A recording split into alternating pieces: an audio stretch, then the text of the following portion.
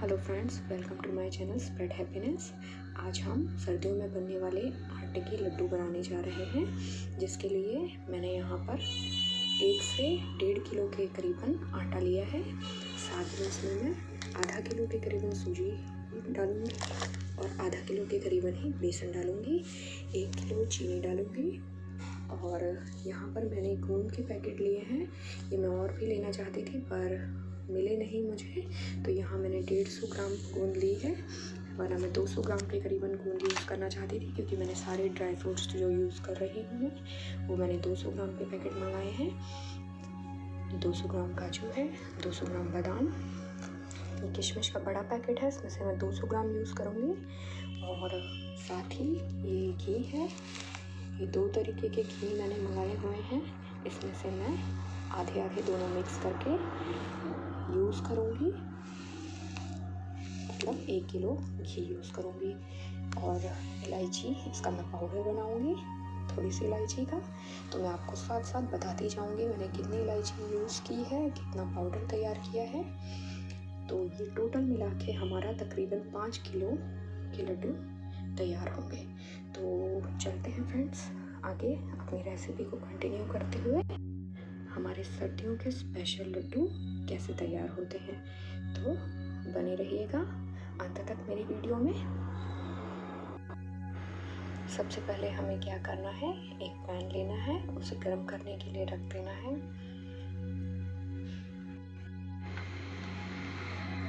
अब इस कढ़ाई में हमें घी डालना है। जो हमने 1 किलो घी लड्डू बनाने के लिए लिया है, उसमें से आपका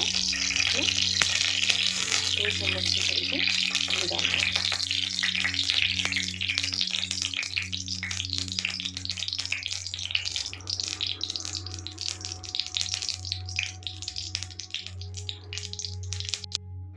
घी हमारा यहाँ अच्छे से गर्म हो चुका है। अब हमने इसके अंदर जो हमने गोंद मंगाए हैं लड्डुओं के लिए वो ऐड करना है।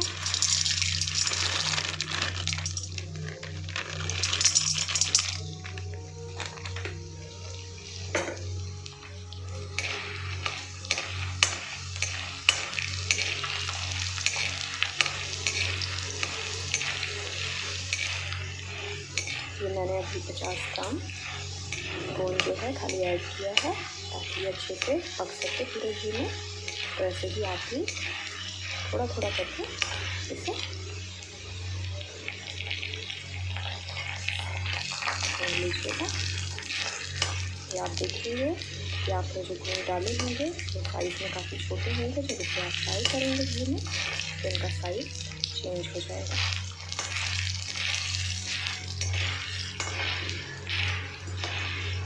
कलर भी चेंज हो जाएगा और साइज़ भी।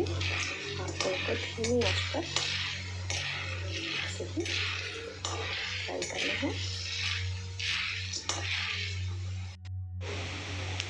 ये देखिए अच्छे से भून चुके हैं, इनका कलर भी चेंज हो गया है और साइज़ भी। अब इन्हें हम निकाल लेंगे और ऐसे ही 50-50 ग्राम करके तीनों पैकेटों को हम फ्राई कर लेंगे घी में।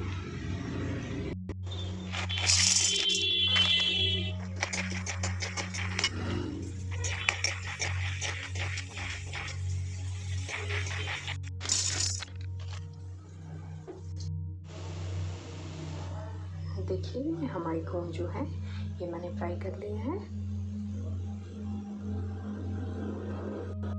ये देखिए हमने जहाँ गोंद फ्राई किया था उस कढ़ाई में घी बच गया है, तो ये घी बिल्कुल भी हमारा वेस्ट नहीं जाएगा। कढ़ाई भी गर्म है, घी भी गर्म है। अब हम यहाँ पर इसी स्टेज पर इसमें आटा डालेंगे और आटे को धीरे धीरे इस पर स्लो करके गैस को फ्राई करेंगे।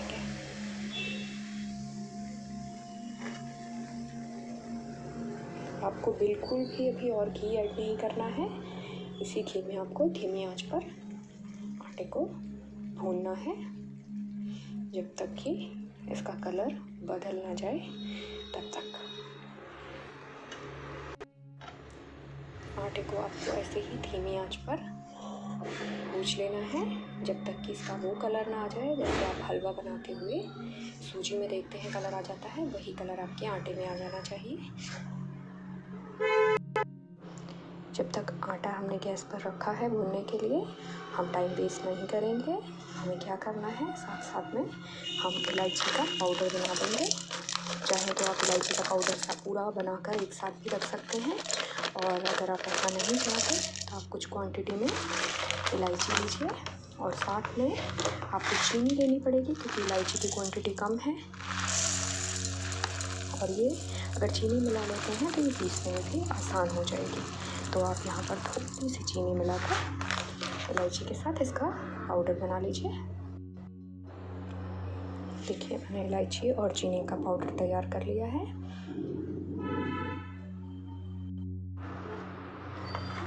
यहाँ इलायची और चीनी का पाउडर तैयार कर लिया है मैंने। इसमें 25 ग्राम के करीबन मैंने इलायची ली है और चीनी 50 ग्राम के करीबन है, और इसको दोनों को मिक्स करके मैंने इसका पाउडर बना लिया है। यहाँ पर ये बिल्कुल ऑप्शनल है, अगर आप चाहें तो आप इसको छान लीजिए, तो जो उसके रेशे होंगे इलायची के वो अलग हो जाएंगे और उसको आप अलग रख दीजिए। कोई भी आप कभी भी कोई स्वीट डिश बना रहे हैं या चाय में यूज़ करना चाहते हैं तो आप उसे यूज़ कर सकते हैं। और अगर आप इस पाउडर को ऐसे ही यूज़ करना चाहें तो कर लें, क्योंकि घर में जो छोटे बच्चे होते हैं अगर उनकी चीज़ों में खाने की कोई रेशे वगैरह आते हैं तो वो उसे पसंद नहीं करते। तो मैं भी यहाँ इसे छान ले रही हूँ।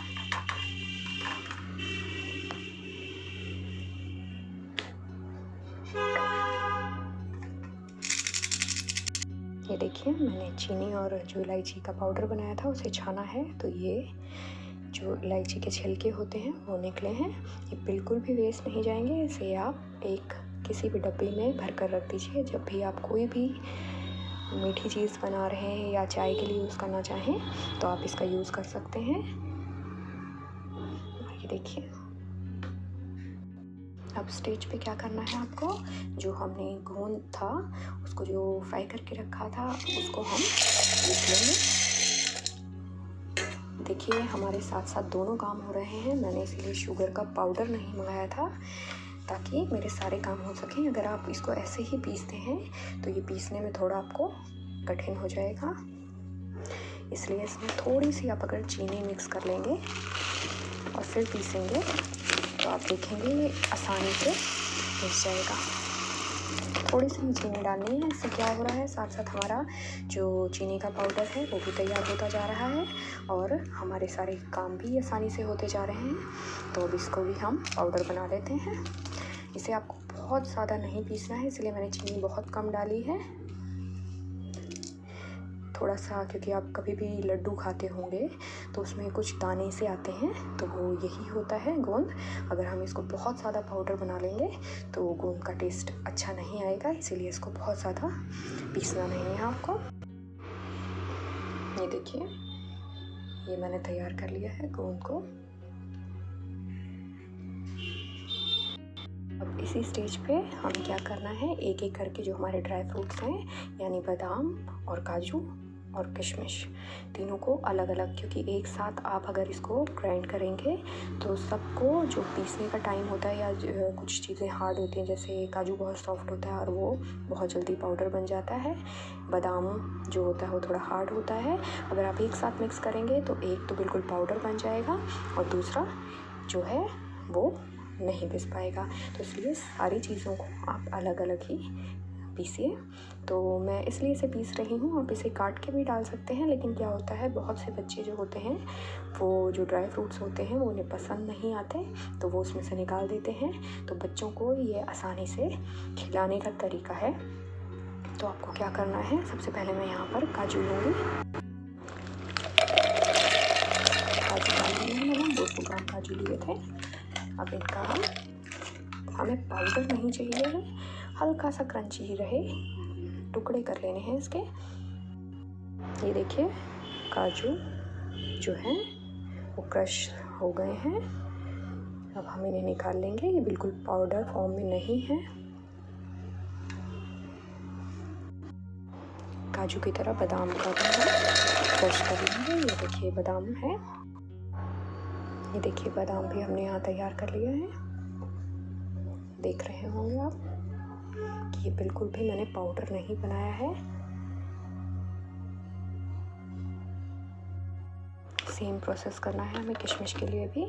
किशमिश भी हमने 200 ग्राम की लेनी है।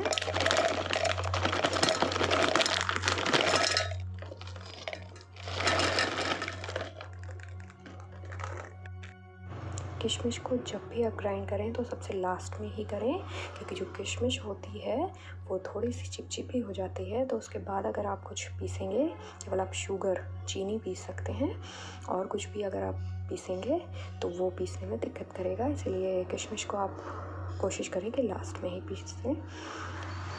ये देखिए ग्राइंड करने के बाद कैसी हो गई है। सारी तैयारियों के बीच में आप आटे को चलाना ना भूल जाएं। आटे को साथ साथ चलाते रहिए वरना वो जल जाएगा। और आपको जो फ्लेम रखनी है, जो आंच रखनी है, वो धीमी रखनी है।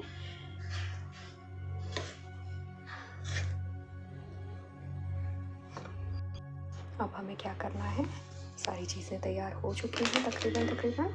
अब हमें जो हमने चीनी मंगाई थी उसे भी पीस लेना है।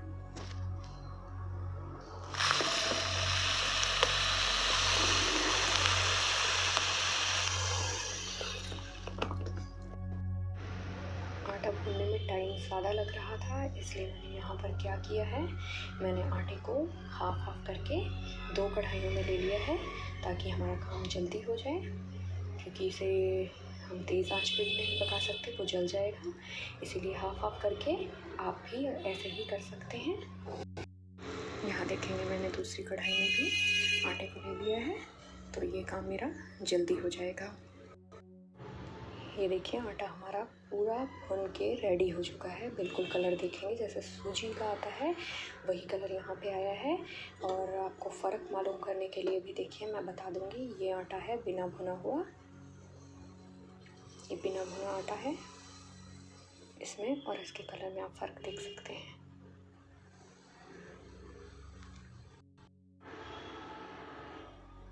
दोनों कढ़ाइयों का आटा हमारा रेडी हो गया है, यहाँ पर देख सकते हैं, फ़र्क भी देख सकते हैं बिल्कुल।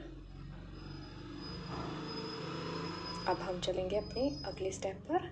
इन कढ़ाइयों को खाली कर लेंगे और साथ साथ हम बेसन और सूजी तैयार करेंगे। ये देखिए कढ़ाई हमने खाली कर ली है, आटे को हमने निकाल लिया है, और अब इस कढ़ाई में हम सूजी डाल देंगे।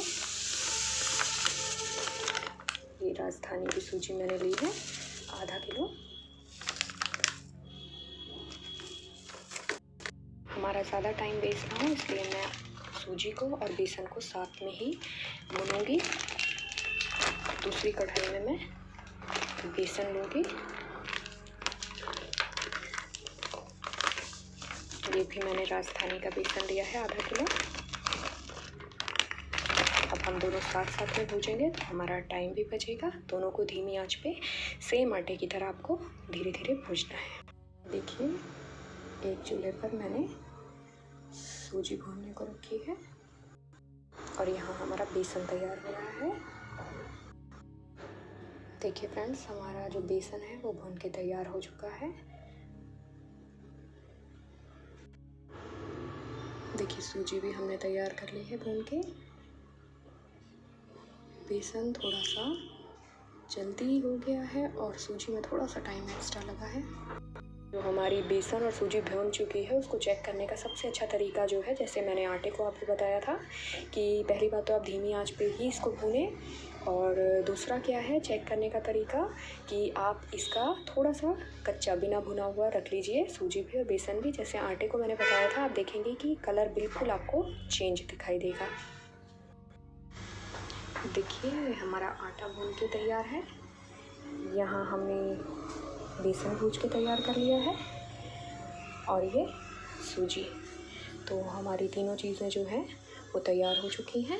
साथ ही साथ मैं आपको दिखाऊंगी ये काजू जो मैंने ग्राइंड करके रखा है, ये बादाम, ये किशमिश है, और ये गोंद, और साथ ही यहाँ पर मैंने चीनी जो होती है उसका पाउडर बना लिया है।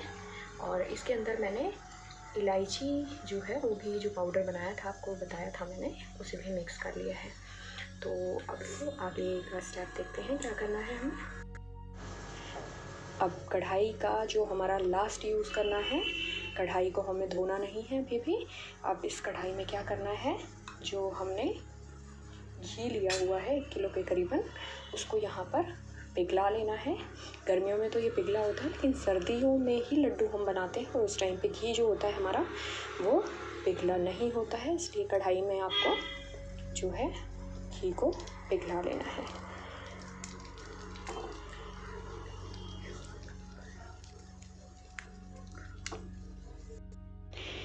ये देखिए घी को मैंने यहाँ पर पिघला लिया है। ये 1 किलो घी है हमारा।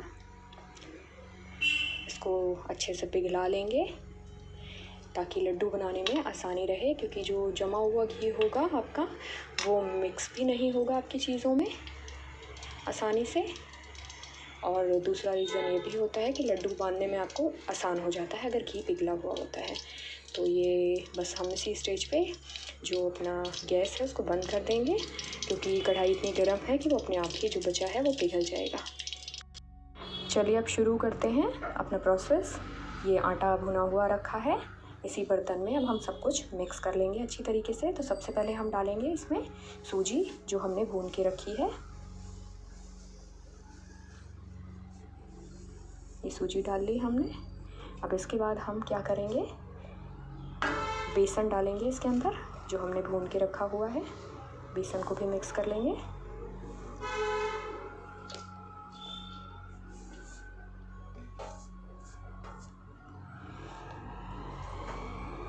अब हम इसके अंदर चीनी डालेंगे, जो हमने पाउडर बना के चीनी रखी है उसको मिक्स कर लेंगे।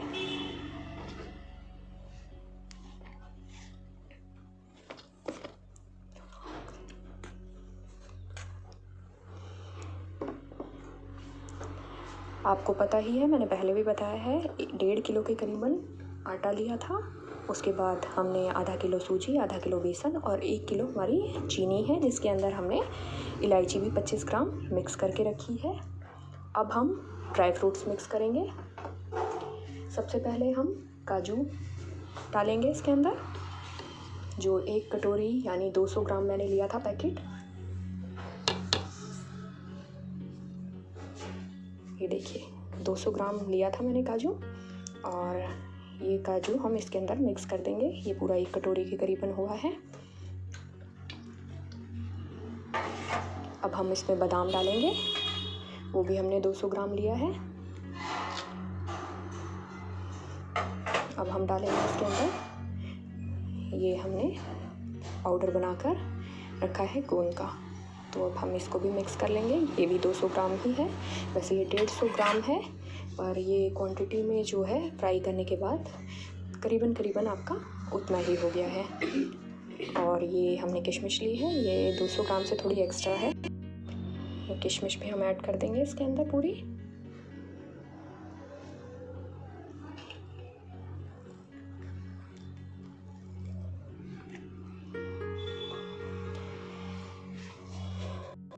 मिक्स कर लेंगे ताकि जब हम घी डालें तो, क्योंकि घी डालते ही आप देखेंगे ये इकट्ठा होने लगेगा जगह जगह से, तो आपकी बाकी चीज़ें प्रॉपर तरीके से मिक्स नहीं हो पाएंगी। तो इसलिए सबसे पहले ज़रूरी है कि आप सारी चीज़ों को, जितनी भी सूखी चीज़ें हैं उन्हें हम मिक्स कर लें, और घी हम लास्ट में डालेंगे। तो मिक्स करते हैं अच्छी तरीके से। ऐसे ही आप धीरे धीरे करके सारी जितनी भी आपने चीज़ें डाली हैं उनको मिक्स कर लेंगे, क्योंकि मैंने आपको बताया जैसे ही घी बढ़ेगा आपको मिक्स करना बहुत मुश्किल हो जाएगा। तो अच्छे से इसको सारी चीज़ों को बहुत ही आराम से आप मिक्स कर लीजिए, और फिर घी मिलाएंगे हम इसमें। देखिए फ्रेंड्स, हमने इसको अच्छी तरीके से मिक्स कर लिया है। सारी चीज़ों को बहुत ही अच्छी तरीके से मिक्स हो गई हैं। अब हम इस स्टेज पे इसमें घी डालेंगे। धीरे धीरे करके आप घी को जो है इसमें डाल दीजिए। सारा घी एक साथ मत डालिएगा, थोड़ा सा घी डालने के बाद आप इसे फिर हाथों से मिक्स करिएगा। घी डालने के बाद आपको ऐसे ऐसे करके इसे हाथों में ऐसे लेके अच्छे से इसको मिक्स करना है घी, ताकि सारे में मिक्स हो जाए। और घी आपको ध्यान रखना है, मैंने आपको बताया एक साथ घी ना डालें, थोड़ा थोड़ा करके घी डालें ताकि आपको मिक्स करने में आसानी रहे। अब हम थोड़ा घी और डालेंगे। इस स्टेज पे मैं सारा घी, जितना भी घी है मेरे पास इसमें बचा हुआ, मैं सारा इसमें डाल के अब इसे अच्छे से मिक्स कर लूँगी।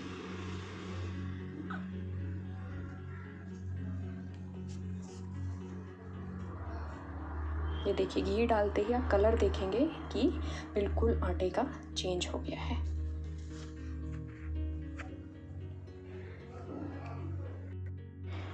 ये देखिए फ्रेंड्स, घी बहुत ही अच्छे से मिक्स हो गया है। घी के साथ साथ ही जो भी ड्राई फ्रूट्स डाले थे हमने और चीनी जो हमने डाली थी, सारी चीज़ें बहुत ही अच्छे से इसमें मिक्स हो गई है। और अब हम इसके लड्डू बनाना शुरू करेंगे।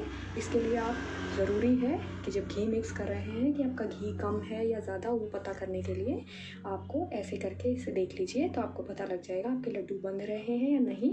और लड्डू जब बन जाएंगे आपके, तो आप थोड़ी देर के लिए इसे फ्रिज में भी रख सकते हैं, तो ये और भी अच्छी तरीके से बन जाएंगे। और नहीं भी रखना चाहें तो ऐसे भी आपके लड्डू, बस आपको एक बार चेक कर लेना है। अगर घी कम है तो आप इसमें घी और ऐड कर सकते हैं।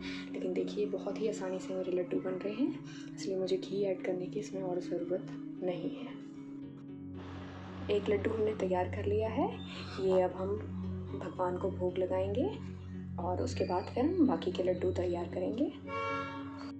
ये देखिए फ्रेंड्स, लड्डू जो है वो तैयार हो रहे हैं। इतने लड्डू बन चुके हैं। अभी और भी मैं बना रही हूँ लड्डू।